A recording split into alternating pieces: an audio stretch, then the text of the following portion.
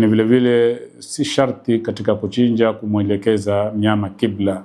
Si moja katika sharti kwenye uchinjaji mnyama kuelekeza kibla, bali pale atakapokuwa ameelekea mnyama huyo atachinjwa, wala haishartishwi kwamba mnyama huyo unapokuwa utakumchinja lazima awe ameelekea kibla. Lakini vile vile sharti muhimu nyingine ni kisu kile ambacho unakitumia wewe kwa ajili ya kumchinja mnyama yule kiwe kina makali kiasi ya kuwa hautampatisha shida yule mnyama wakati unamkata ile mishipa yake. Bismillahirrahmanirrahim. Alhamdulillahi rabbil alamin. Wassalatu wassalamu ala rasulillahi wa ala alihi wa ashabihi ajma'in wa ba'd. Fa inna asdaqal hadithi kitabullahi wa khayral hadi hadi Muhammadin sallallahu alayhi wa sallam wa sharral umuri muhdathatuha وكل محدثة بدعة وكل بدعة ضلالة وكل ضلالة في النار. اللهم أعذنا من النار اللهم أعذنا من البدع. Wapendwa Waislamu, baada ya kumhimidi Allah subhanahu wa ta'ala na kumtakia rehema na amani Mtume Muhammad sallallahu alayhi wasallam, tukiendelea katika kubainisha ahkamu al-udhiya, hukumu na masala yanayofungamana na mnyama wa udhiya ambaye anachinjwa kwenye masiku ya yaumun nahri na ayami tashriq, zile siku ambazo ziko mbele yetu hivi sasa. Na mnyama huyu kwenye kuchinjwa kwake kuna maelekezo kadhaa ambayo yanatakiwa kwa Waislamu kuyajua, maelekezo ya kabla ya kumpata mnyama huyo kumchinja, lakini hata baada ya kumchinja. Wewe Muislamu unatakiwa uamiliane vipi na mnyama huyo? Hapa ndio maana tupo katika waadhi huu, ili kuweza kukumbushana, kuelimishana, ili tuelewe maili matatu kuhusiana na hili swala zima la al-udhiya. Leo baada ya kuzungumzia nyuma masala kadhaa, ikiwemo asinul mu'tabaru fil udhiya, umri ambao unazingatiwa katika mnyama wa udhiya awe na umri gani, lakini pia tukazungumzia wakati dhabhi, wakati wa kuchinja ni upi, lakini pia tukazungumzia mala yudhaha bihi liaibihi, yule mnyama ambaye hafai kuchinjwa kwa sababu ya aibu yake. Lakini pia tulizungumzia hukumu al-udhiya, uchinjaji wa udhiya una maana gani, lakini vile vile una hukumu gani, uchinjaji wa udhiya una hukumu gani. Lakini pia tukazungumzia ma yajibu ala man arada an yudhiya, kile ambacho kinamwajibikia yule anayetaka kuchinja pindi unapoandama mwezi wa Dhulhijja. Tukasema kwa maelekezo ya Mtume Muhammad sallallahu alaihi wasallam, pindi tu mwezi wa Dhulhijja utakapoandama na mtu akawa ana makusudio ya kuchinja, basi hatakiwi kunyoa nywele zake wala kukata kucha zake mpaka atakapochinja. Haya tuliyaelekeza katika vikao vya nyuma. Leo tuendelee mbele, tuangalie ni yapi zaidi ambayo Muislamu wewe unatakiwa kuyafahamu kuhusiana na al-udhiya. Ma yujzi'u an shakhsi, tuzungumzie ni mnyama yupi ambaye anaweza kumtosheleza mtu mmoja, au kwa lugha nyingine ni wanyama wangapi, ima mbuzi au ng'ombe au ngamia, mtu anaweza kutoshelezwa na wangapi, na ikiwa wako wengi watu wanaweza kutoshelezwa na wangapi. Asema tujzi ushatu an shakhsi alwahidi wa an ahli baitihi. Ukija katika upande wa mbuzi anamtoshelezea mtu mmoja na watu wa nyumbani kwake, familia moja, hata kama familia ile huyo mwenye kuchinja mbuzi huyo baba mwenye nyumba, mlezi wa nyumba ile, hata kama ana nyumba 4 au kwa maana nyingine ana wake 4, yote ni familia moja hiyo yake. Akipata mbuzi mmoja imetosheleza mbuzi hiyo kwenye swala zima la al-udhiya. kama atakuwa na uwezo zaidi basi na akaweza kupatia kila nyumba mbuzi yake katika nyumba zake hizo 4 za wake 4, itakuwa ni bora. Lakini ikiwa amepata mbuzi mmoja na yeye ndiye mwenye kusimamia nyumba zote hizo ni zake na familia hiyo iko chini yake, familia hizo iko chini yake yeye, basi mbuzi mmoja inatosheleza mtu mmoja na familia yake anaoisimamia walioko chini yake. Watujzi'ul baqaratu wal badanatu an 7 yani wa ahalihim. Ama kuhusiana na ng'ombe na ngamia inatosheleza watu 7 na familia zao.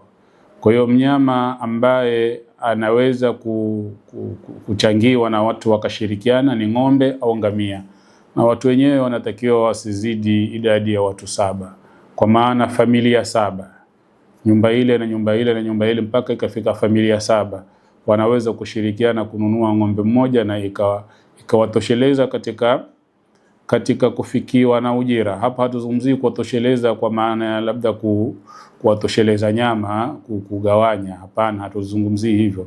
Tunazungumzia kutosheleza katika kufikia ule ujira na lile lengo la kujikurubisha kwa Allah subhanahu wa ta'ala. Hata pale tulipozungumzia kuhusiana na mbuzi kwamba mmoja anatosheleza familia moja, hata kama bwana yule ana familia 2 au 3 ama 4, hatukumaanisha kutosheleza nyama, hapana. Tunamaanisha kutosheleza ule ujira na kule kujikurubisha kwa Allah. Wote watakuwa wameafikiwa kwenye kujikurubisha kwa Allah subhanahu wa ta'ala kwa mbuzi huyo aliyechinjwa na msimamizi wao.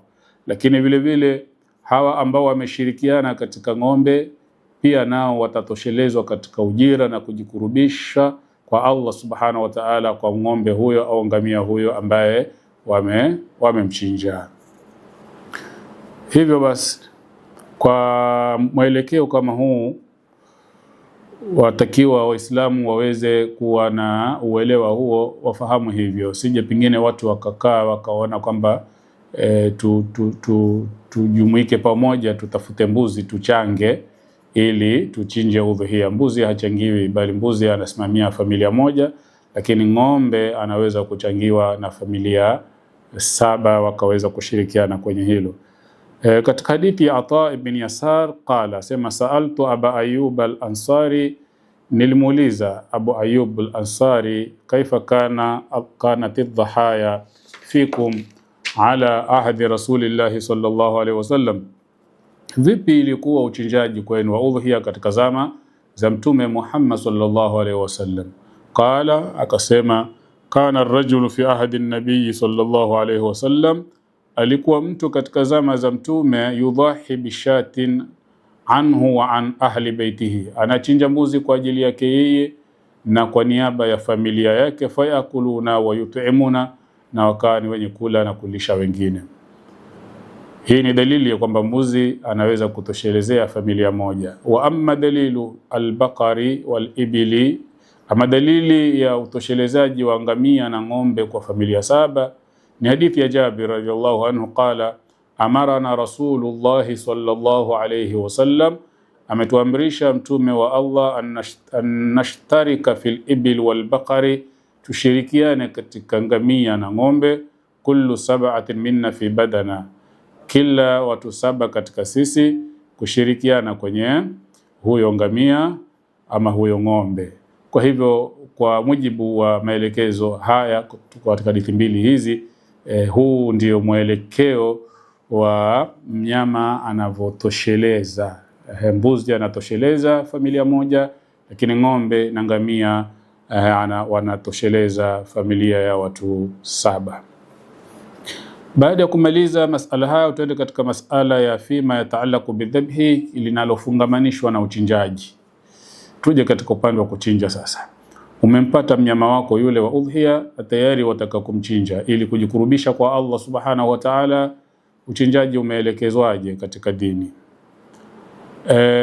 Kuna tofauti katika kuchinja ng'ombe, mbuzi, lakini vile vile ngamia. Anasema yustahabbu nahrul ibli qa'ima ma'qula, yani marbuta al-yusra. Imependekezwa katika ngamia awe ni mwenye kuchinjwa akiwa amesimama na huko amefungwa. Na ngamia huwa hachinjwi kama tunavyojua sisi akaangushwa chini akapelekewa kisu, bali huwa anatobolewa. Wenyewe wafugaji wa ngamia wanajua namna wanavyomtoboa katika shingo yake. Kuna sehemu wajuzi wanajua namna ngamia anavyochinjwa. Ndio maana nasema nahrun katika ngamia, na kwenye ng'ombe na tunasema dhabhun. Dhabhun tofauti na nahrun. Dhabhun ni kupeleka kisu kwenye shingo, kuikata ile shingo. Ama nahrun ni kudunga, na hii inatumika kwa ngamia. Katika hadithi ya Ibn Amr radhiyallahu anhuma, annahu ata ala rajulin qad anakha badanatahu yanharuha, asema alimjia mtu akiwa amemuinamisha ngamia wake anataka kumdunga. Fakala ib'athaha qiyaman muqayyada, akamwambia la, usifanye hivyo, usimuinamishe wala usimlaze chini, bali msimamishe akiwa amesimama, umemfunga. Sunnatu Muhammadin sallallahu alaihi wasallam, hiyo ndio sunna ya Mtume Muhammad sallallahu alaihi wasallam.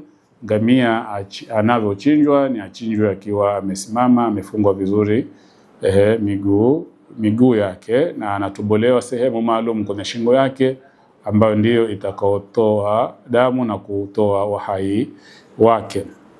Wa amma alghanamu, ama kuhusiana na mbuzi, faqad thabata an Anas radhiyallahu anhu, imethubutu kutoka kwa Anas, qala dhaha Rasulullah sallallahu alayhi wasallam bikabshaini amlahaini akranain, kwamba Mtume alichinja kondoo wawili walio na rangi nyeupe lakini walio na pembe. Asema waraaituhu yadhbahuhuma biyadihi, nimeona Mtume akichinja kondoo hao kwa mkono wake.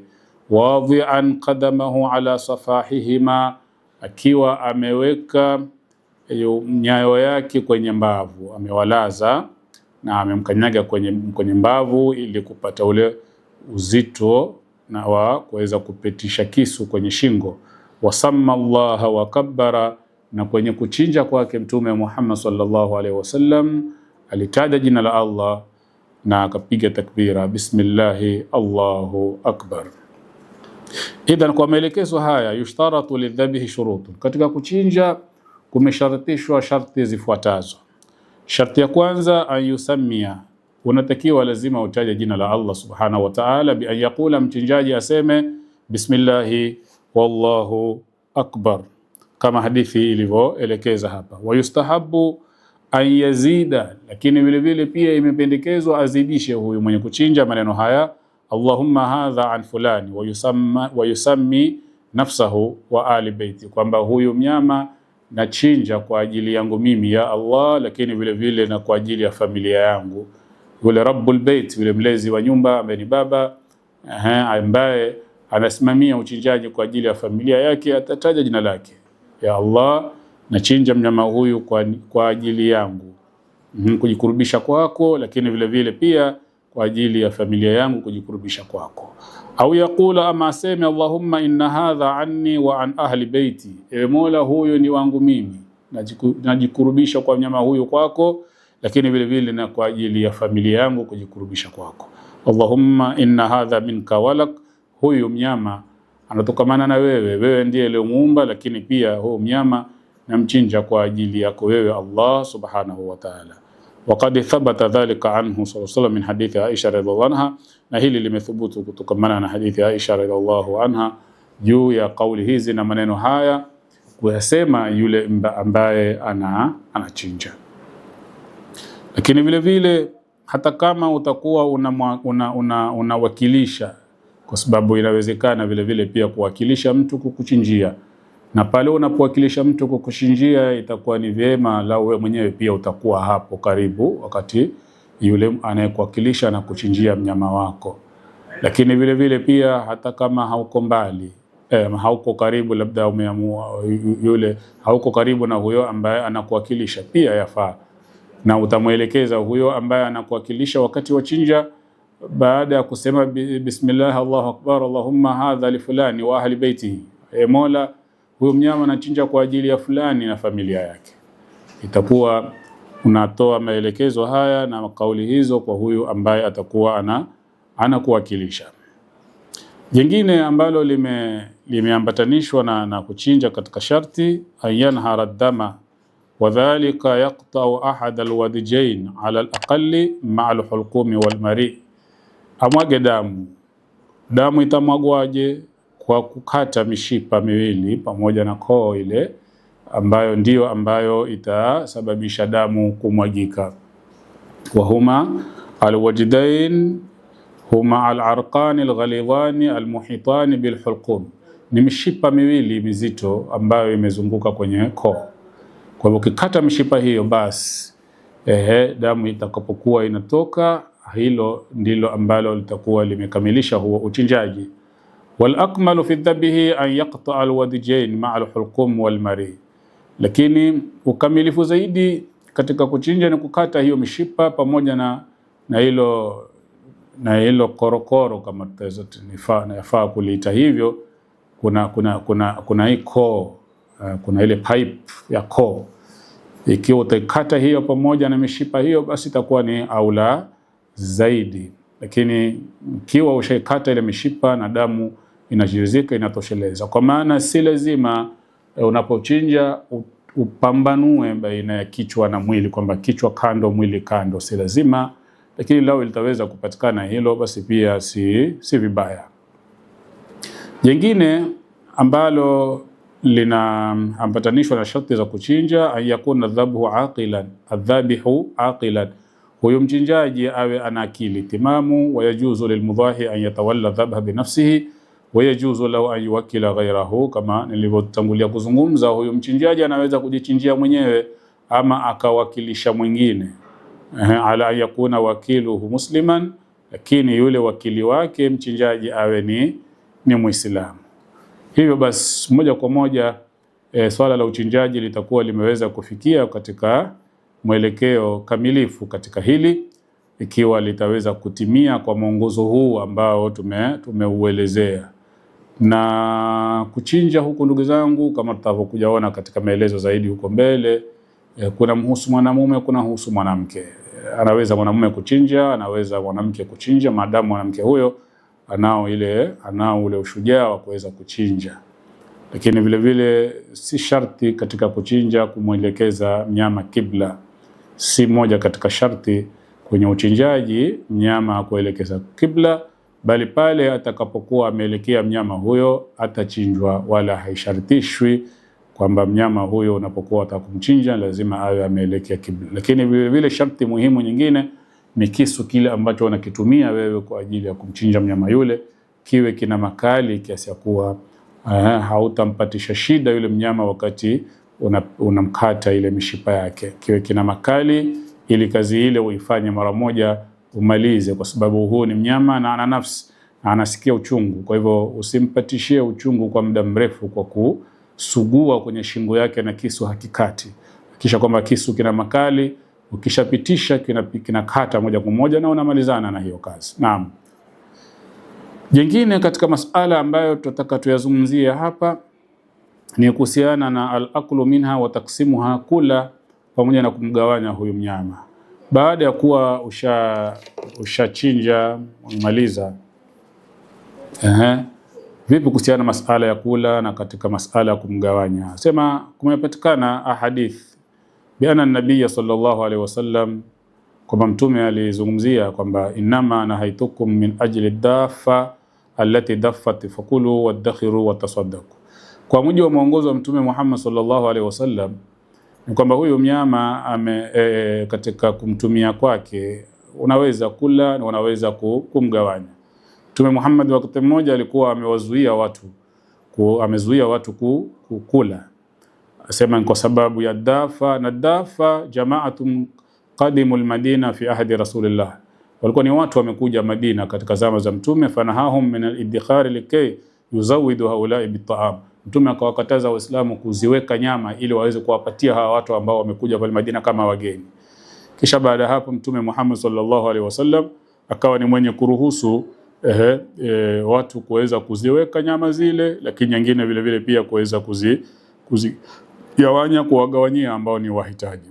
Fadalla dhalika ala jawaz al-akli min al-udhiya. Kwa hadithi hii inaonyesha kwamba unaweza kula katika udhiya, lakini vile vile unaweza kutoa sadaka.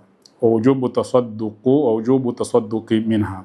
وقد ذهب بعض أهل العلم أيضا إلى وجوب الأكل منها, lakini baadhi ya wasomi wamekwenda katika yote mawili kwamba kula na kutolea sadaka ile nyama ni katika misingi ambayo ipo katika mwelekeo ambao Muislamu anaweza kutimiza. Wa'lam annahu lam yuhaddid shar'u taqdiri alqisma fi al-akli wa tasadduq, lakini watakana tujue kwamba sheria haikuweka kiwango maalum katika kutoa sadaka na kwenye kula, kwamba ule kiasi gani na kutoa sadaka utoe sadaka kiasi gani, bali yasihu bikulli ma yutlaqu alayhi itiyani al-ma'mur bihi min al-akli wa tasadduq. Bali mtu anaweza kutoa kile ambacho mwenyewe amejaliwa nacho katika kula au katika kutoa, walau kana ba'dhuha qalilan jidda wal akhar kathiran jidda, hata kama itakuwa labda kile utakachokula ni kingi au utakachokitoa sadaka ni kingi.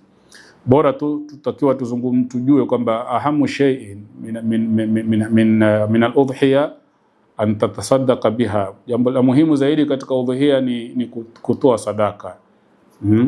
Mbali na kule kwamba wewe umeruhusiwa kula, lakini lisiwe lengo ni wewe ni kula, pengine ukasahau wale ambao wana haja ya huyo mnyama katika haja zao za kibinafsi kwa sababu ya umaskini wao na ufukara wao.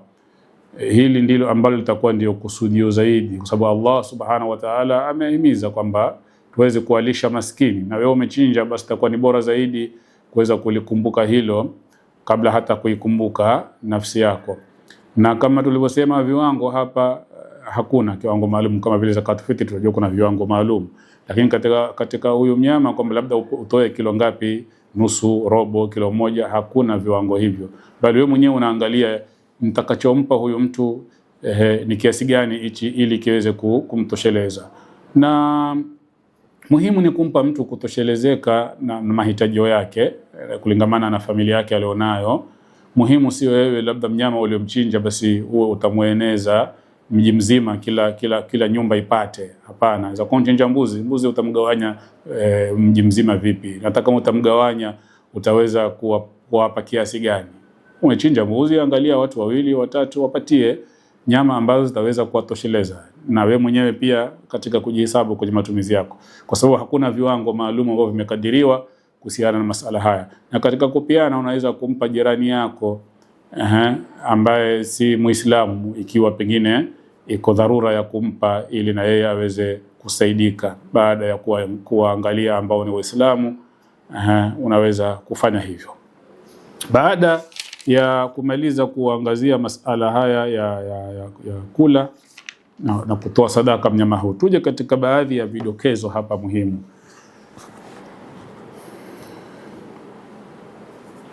Asema ma yafaluhu kathiru minan nasi min adhabhi laylan yawm al-eid au adhabhi qabla salah la yaqau dhabhuhum udhiya. Kuna baadhi ya watu kwenye kuchinja kwao wanachinja usiku wa siku ile ya Eid kabla swala, kama na hili haliwezi kupita kwenye kuchinja kwao kwamba labda wametimiza udhiya, kama tulivyozungumzia kule nyuma kwamba uchinjaji wako lazima uwe kabla baada ya swalatul Eid.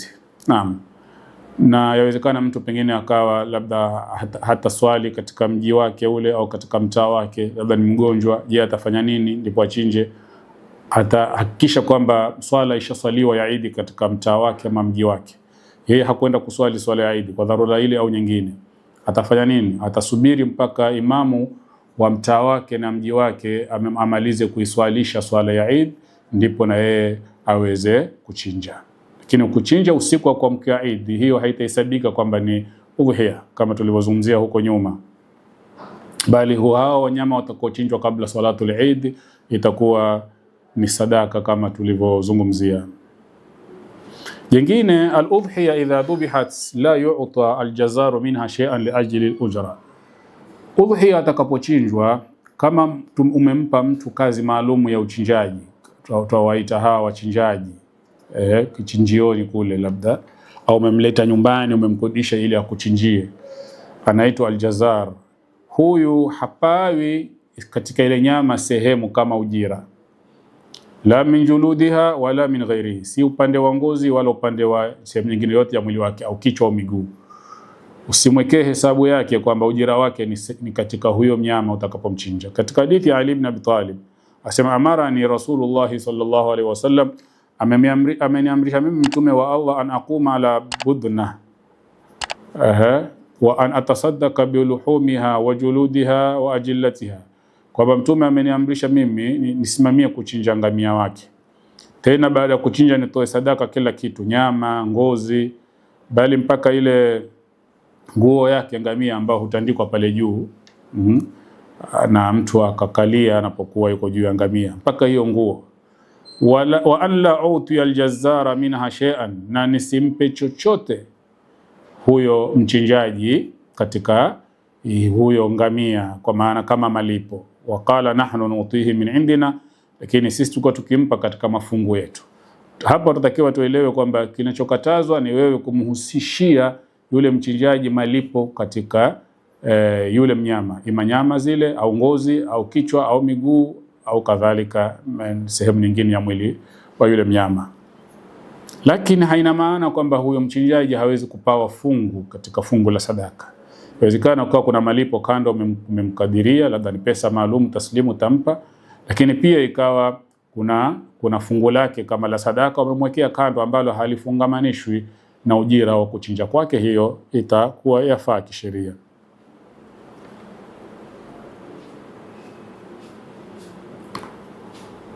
Lakini vile vile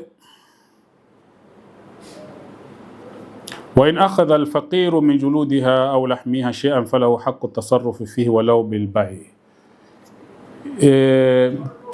Yule fukara ambao utakao umempatia ama maskini, umempatia ile fungu lake la nyama, yaweza kuwa umempatia ngozi, yaweza kuwa umempatia miguu, hata kama ana haki ya kumiliki kile kilichompa na ana haki ya kutumia, hata kama ni kwa kuuza.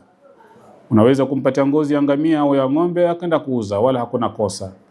Unaweza kumpatia nyama na akaamua kwenda kuuza, ni yake hiyo, usimsharitishe. Pengine ana haja ya pesa kwa ajili ya matumizi mengine, ana haki ya kufanya hivyo. Naam. Vile vile idha fata waqtu al-udhiya wa lam yatamakkan min adh-dhabh fa hal yaqdhiha ba'da waqtiha. Ikiwa pengine mathalan mtu amepitwa na wakati wa kuchinja, umepita wakati wa kuchinja udhiya na hakuweza kuchinja, je, atakidhi, atalipa katika kuchinja? Asema al-Imam Ibn Uthaymeen, wasawabu fi hadhihi al-mas'ala annahu idha fata al-waqtu fa in kana ta'khiruhu an 'amdin fa inna al-qadha la yanfa'u. Ikiwa muda umepita wa kuchinja, zimeisha zile siku za kuchinja, na ikawa kuisha kwake na kupitwa kwako na siku hizo ni kwa kusudi, basi ulipaji hautasaidia chochote.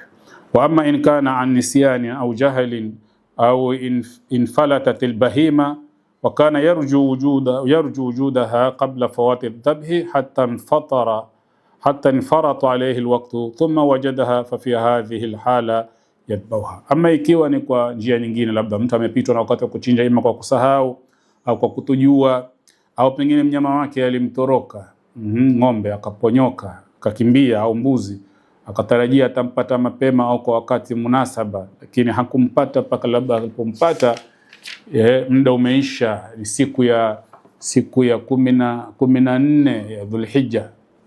Hapo basi itakuwa ana haki ya kuweza kuchinja, kwa sababu amechelewesha kwa dharura hiyo. Yule mnyama alipotea, kwa hivyo akampata baada ya kuwa muda wa kuchinja umeisha, basi anaweza kukidhi kumchinja mnyama yule, maadamu hakuweza kukusudia kule kuchinja.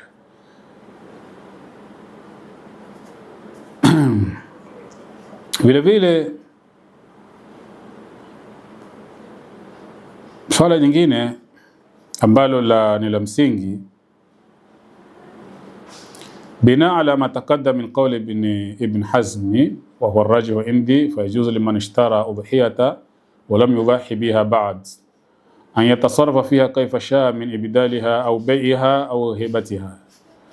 Mtu ambaye atakuwa amechinja mnyama wake wa udhiya alafu pengine labda hakupata wasawa kumchinja kwa sababu ile au nyingine, anaweza kumtumia katika haja zake nyingine zote ambazo anaweza kuzikidhi, anaweza kumuuza na mingineo katika matumizi, maadamu labda hakuweza kupata wasaa wa kumchinja baada kuwa alikuwa amemkusudia, labda pengine mtu asione kama mnyama huu ulikuwa nimemkusudia mimi nimchinje udhiya, lakini ikatokea dharura kiasi kuwa sikuwahi kuchinja, kwa hivyo itabidi nimwache mpaka udhiya nyingine ifike.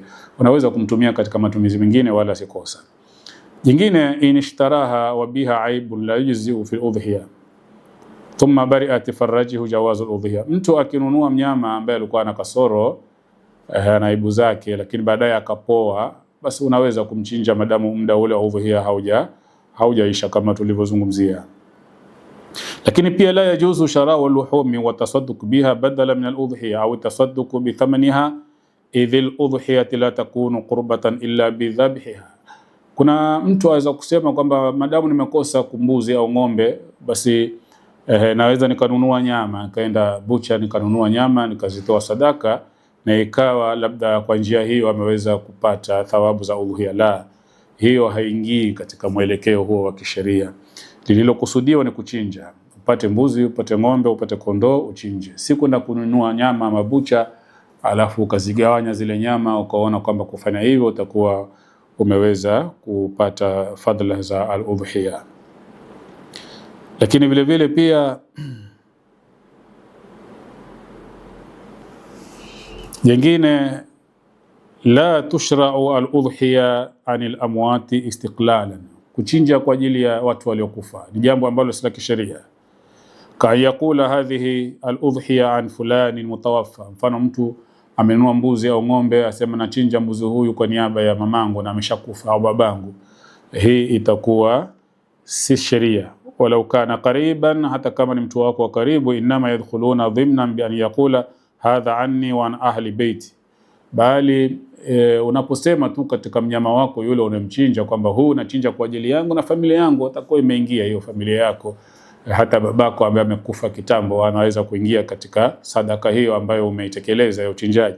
Lakini kuhusisha mnyama maalumu, ng'ombe haswa, mbuzi haswa, kondoo haswa, ukasema huyu ni wa baba, nachinja kwa ajili ya babangu wake ameshafariki na hili ni kusudio langu maalumu haswa kwa ajili yake, hili wanavyoni wamelitoa kwenye uswahihi, ni makosa.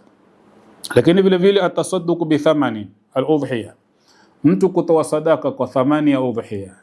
Akasema badala yeye kwenda kununua ng'ombe au mbuzi achinje, akaenda chukua zile pesa shilingi 7,000 ambazo nilikuwa nunua mbuzi au thamani ya ng'ombe au thamani ya ngamia, akaanza kuzigawanya zile pesa, akikusudia kwamba kufanya hivyo atakuwa yeye ameweza kukamilisha al-udhiya. La, hilo halitakuwa kwenye mwelekeo wa kisheria, bali utoaji sadaka wako huo utakuwa ni wa kawaida, wala hautanasibishwa na al-udhiya. Udhiya ni ununue huyo mbuzi ama huyo ng'ombe umchinje kwa lengo la kujikurubisha kwa Allah subhanahu wa ta'ala.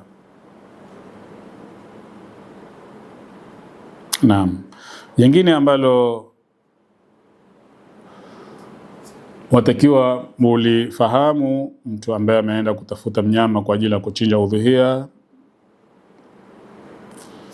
ni wewe utakapokuwa umepawa huyu mnyama, idha ataha lilfuqara saliman qabla dhabhi lam tasih udhiyatuhu walahu thawabu sadaqa idha sharata al-udhiya dhabh falau wakkalahum an yadhbahuha ajza'at, walakin la yaf'alu dhalika illa idha wathiqa bilfaqiri khashyata an yabi'aha wala yadhbahaha.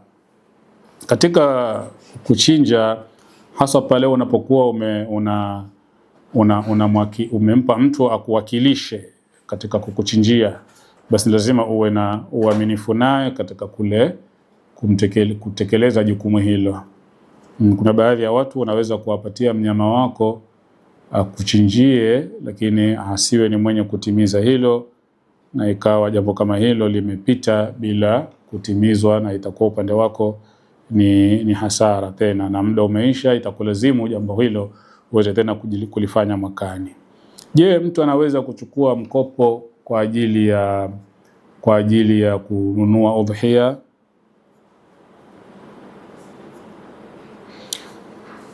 Haina haja ya mtu kujikalifisha kutafuta mikopo kwa ajili ya kutafuta mnyama wa udhuhia. Allahumma, lakini ikiwa labda wewe utakuwa una nafasi ya kulipa mkopo huo wala haitakuwa ni taklifu, basi unaweza. Muhimu ni kwamba una nia ya kulipa deni la watu.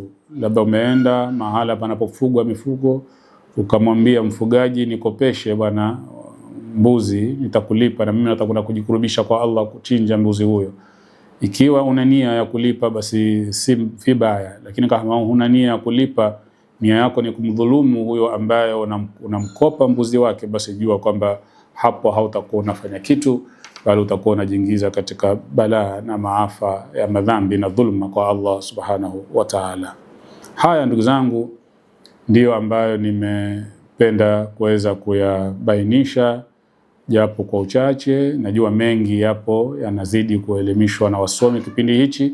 Mazungumzo haya yanaendelea udhuhia, tunaposikiza vyombo vyetu vya habari, marudio, ma-TV, watu wanazidi kuelezwa kuhusiana na udhuhia. Kwa hivyo haya niliyozungumza pengine inaweza kuwa ni machache, lakini pengine inaweza kuwa kuna baadhi ya vitu nimevyoacha, lakini bila shaka kwa kuwa ni jambo ambalo lazungumzwa na kila mmoja hivi sasa, yale ambayo nimeyaacha bila shaka mtaweza kuyapata kwa hao wengine ambao pia wanazungumzia masuala haya, lakini na imani kwamba nilichokizungumzia kimeweza kuleta mwangaza na uelewa juu ya ibada hii ya uchinjaji. Wabillahi tawfiqi wa sallallahu ala Muhammadin wa ala alihi wa sahbihi wa sallam, walhamdulillahi rabbil alamin.